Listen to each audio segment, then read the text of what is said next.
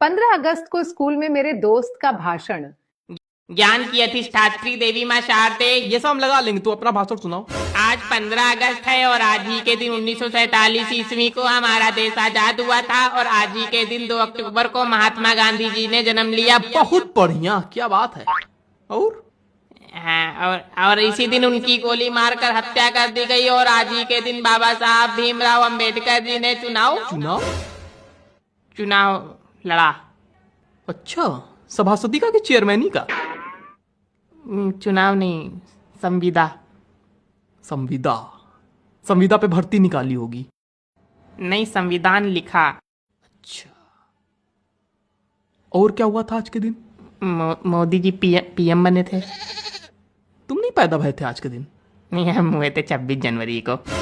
26 जनवरी को और क्या हुआ था? हमारा जुड़वा भाई हुआ था। नहीं होना चाहिए था तुम लोगों को देश के